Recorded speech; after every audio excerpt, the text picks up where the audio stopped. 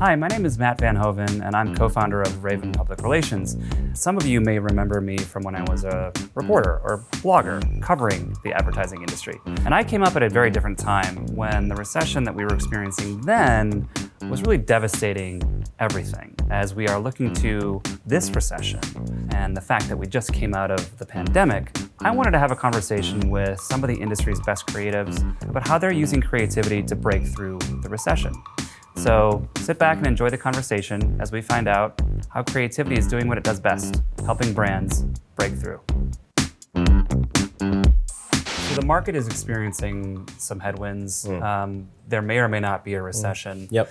What are you hearing from clients about how they want to act for the year? Are you hearing them kind of echo what the market is saying? Are you hearing them saying, we want to double down in this moment? What are they saying right now?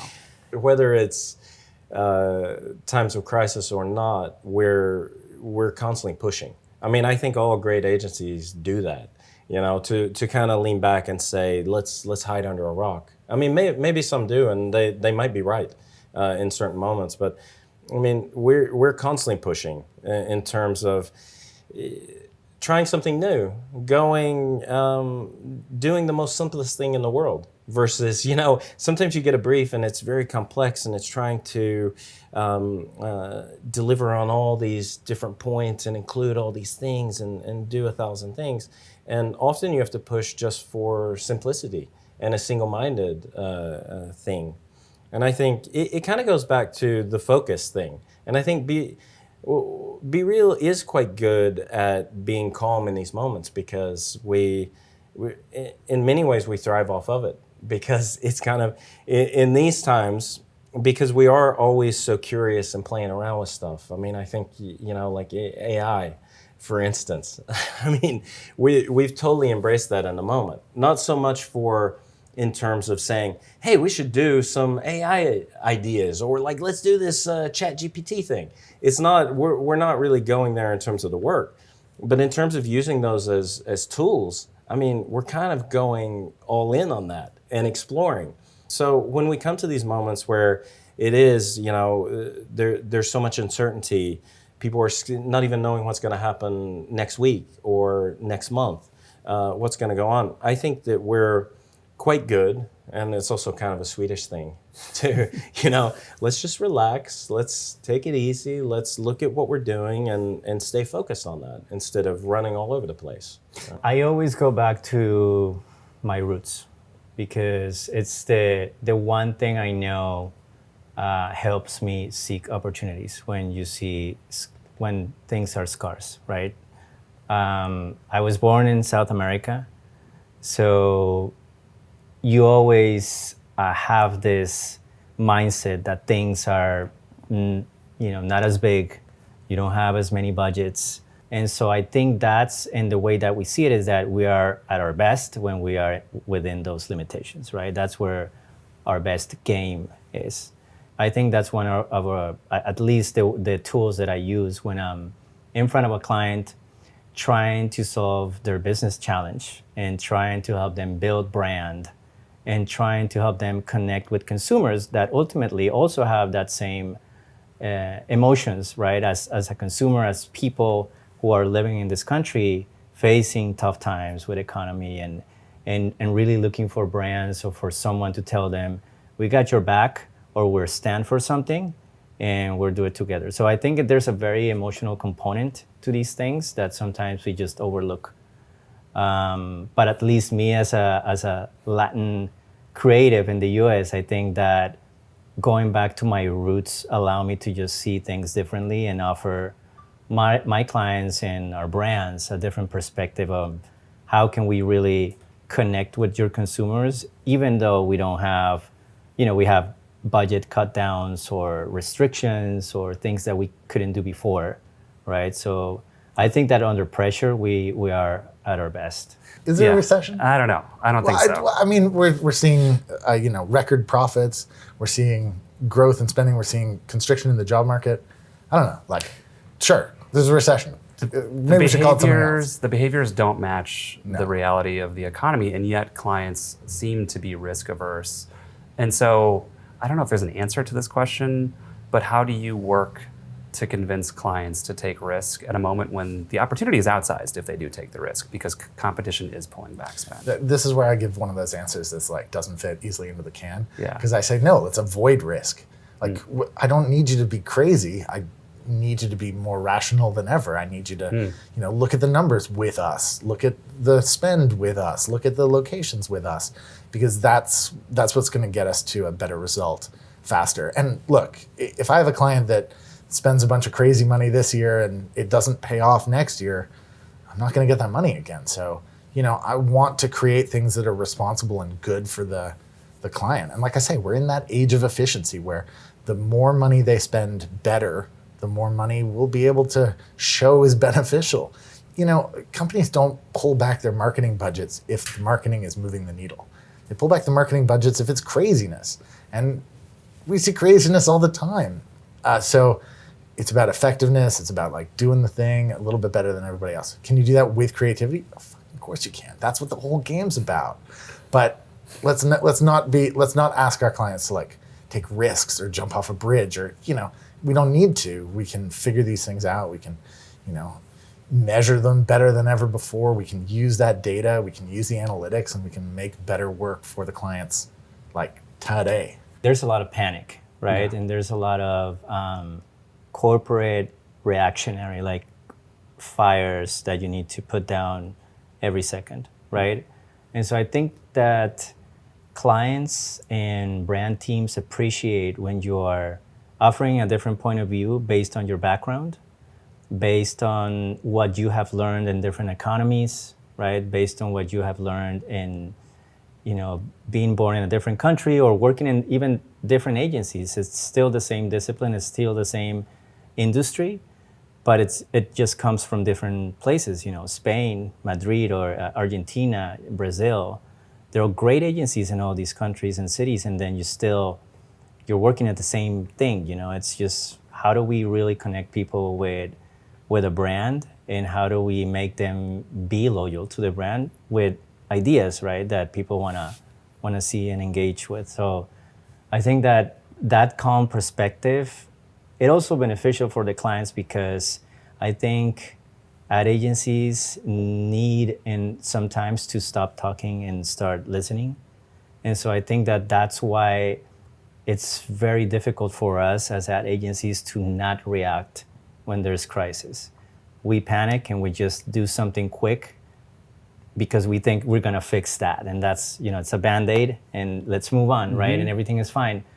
But, the substance of it, what is it? Is it gonna really change things for the better and for long term? We don't know. So I think that's the importance of giving leaders, especially in the creative role, time to grow that vision into every single place in the agency or with the clients. So what are you hearing from clients right now as they're adjusting, I assume, the way that they're spending? What kind of challenges are they facing that they're bringing to you? Mostly it's about audience connection, and mostly it's about wastage. For the stuff that we're hearing about, we've got really specific target audiences, and we're painting with too broad a brush. We need to make sure that we're touching that audience, we're connecting with them in a direct, connected way at the right time. So we're understanding the media mix in terms of that challenge. We're in the age of efficiency, I think.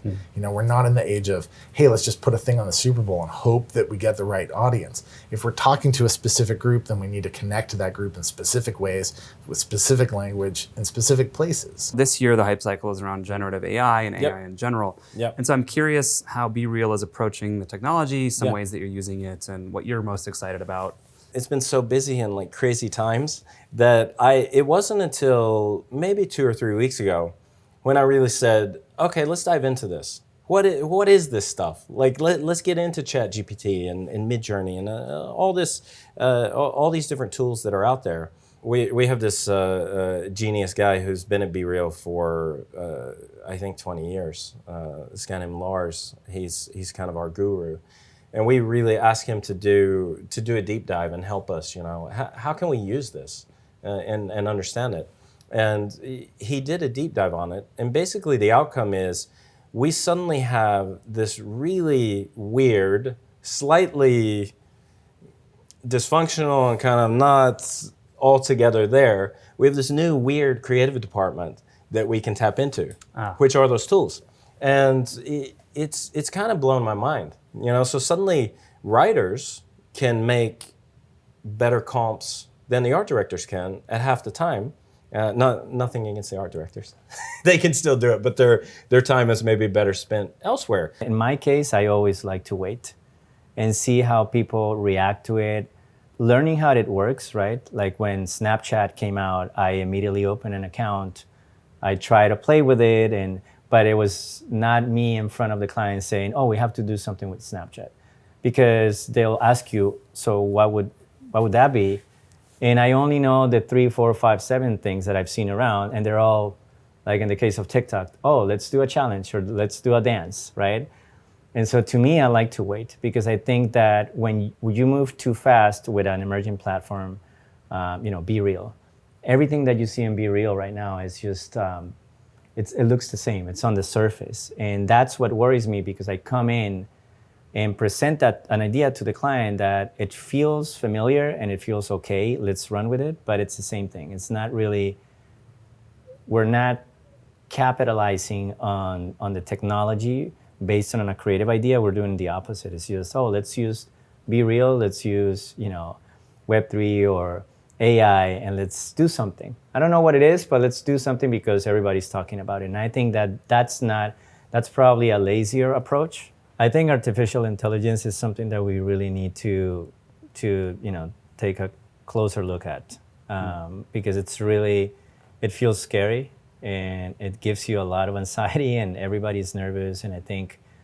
it was the same anxiety when we started talking about content. Like we were talking about this prior that everybody was saying content is king and TV is dead. Or print is dead, right? And magazines are still magazines, and newspapers are still around. Are there different formats? Yes. Are different length? Yes. You have branded entertainment now, and brands are getting into movies and TV shows. So I think it's waiting to see how it evolves, artificial intelligence in our industry, but at the same time learning and just try to see what the difference is between the emerging technology and what we can add to it that makes it really valuable. So I'm openly encouraging the younger people on the team to use it as much as possible, like every day. Make sure you're signed in ChatGPT, start there. And it doesn't have to be everything all the time, but it is something. And the thing that it is super useful. So it's super useful to some. I'm not going to generalize to the point where it's super useful for everybody. For me, it was. So I'm a guy who, when I'm a writer, I'm a guy who I would build the framework of an idea in really simple terms. Like this is what the brief wants me to say, or this is what the client wants me to say. Once I had that, then I could move on to like, okay, this is how to make it clever. This is how to make it funny. This is how to make it captive. This is how to, that process, that first step could take, time, 2 days, 3 days, 5 days. I don't know. It took time to like figure out what am I supposed to be doing here? What is the thing that now I punch that into ChatGPT, I get the answer in like 10 seconds.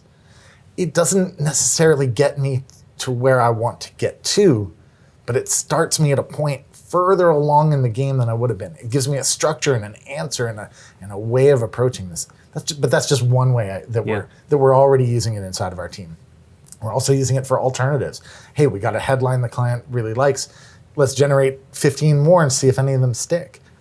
That's another way we're building tools, literally like tools for analysis and tools for measuring with the creative department in real time, and we're getting it to program those things. Some of the stuff that we're doing, I mean, we must be leading edge. If other companies are doing this, holy shit, we got a long way to go to get in front of them, because the types of tools that we're building for the next generation of advertising today is crazy. So I would say it's helpful if you're a writer, and I'm just talking about ChatGPT. Yeah. It's helpful if you're building tools to help your staff and your team. And I mean, we haven't even talked about DALL-E or Midjourney, which also is fantastic. I mean, the different layouts that it can make, the speed at which it can generate visuals. Again, it's not the answer to, it doesn't get you all the way to where you want to go, but if you can come up with a concept and an idea and an illustration and a headline faster, and it gets you to the midpoint, the partway through the journey, and you know how to complete it, holy shit, it's so powerful.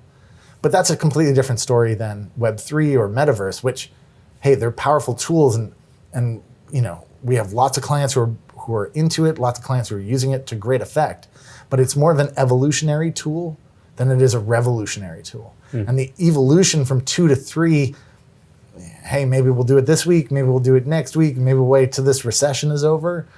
That's different than ChatGPT, which is every day it's providing new utility and new power to the creative mind. Again, it doesn't have to be the full answer, but if it moves you along faster, if it gets you somewhere better, wow, it's a new era. The thing I kind of love about it also is you can use it to do the really boring pieces. Yeah. Because do I want it to, I mean, if I'm going to sit down and write an amazing script or a piece of writing, you know, a manifesto or whatever it might be, I'm going to sit down, that's fun. Yeah. That's the fun part. Yeah. Why the hell would I use it for that? Yeah. You know, maybe you will be able to do that one day. But now I use it for the boring stuff.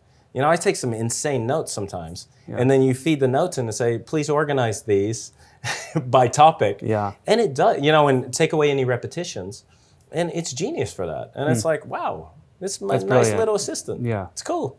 I'm curious how your team operates. Is it a hybrid model, a few days of the week? And how are you, what are you attempting, or what have you figured out that helps train people, particularly creatives, educate them about, you know, as your role as a CCO, right? I imagine you spend a lot of time helping develop talent. So how do you do that in a remote environment or whichever type of environment? It is really difficult. Yeah. It is really difficult.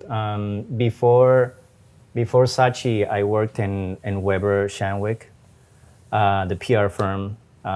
They wanted their first chief creative officer in New York office. And so I joined.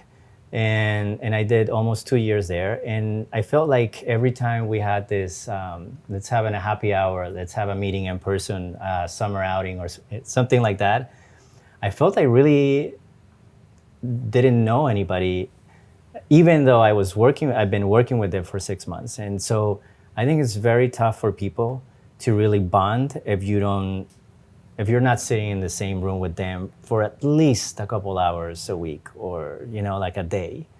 I really believe in that synergy because we're humans, right? Our nature is to be surrounded by other people. And I think people miss that even if they have never experienced that. Once a junior creative goes in the office and we have Wednesdays where their agency is all agency days, so everybody's there. And so you can see their look on their faces, right? This is great. This is, you know, I get to meet people that I didn't know even worked here. And I didn't know how many people worked here. But, you know, personally, it's been always difficult. So I'm more into the hybrid model team. And that's what Saatchi is doing right now. I've seen that it works for people. It works for me. Sometimes I just want to be in Brooklyn and not commute to the office. Sometimes I just want to go and grab a coffee and then come back and join the meeting, right? But because I think that the world changed after 2020, and I think that we're not going back to anything that we had. That's over, and I think people know that, companies know that. Other industries like tech companies, in-house agencies, the entertainment industry, they know that, and that's why they have a better chance to bring people from the other agencies because they know we can offer you a job where if you wanna work in Mexico or in Tulum all year, you can do it. If you wanna work in Colombia and the mountains of Villa de Leyva, you can just go there as long as you have good Wi-Fi and just do it. Right? And so I think that To your question about, is it a hybrid? Yes, it's a hybrid model in Saatchi. Is the best model? Maybe it's a good in-between, but I think that a lot of creative talent, the younger creative talent, are seeing that companies in the tech industry are totally fine with people working anywhere in the world. In a remote environment, it can be harder, I think, to pass along, just to keep everyone posted on everything, let alone like training up junior talent.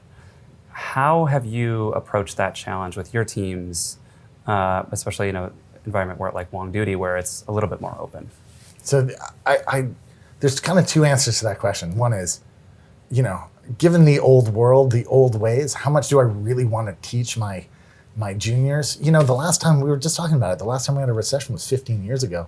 Some of the kids on my team would have been like, in preschool.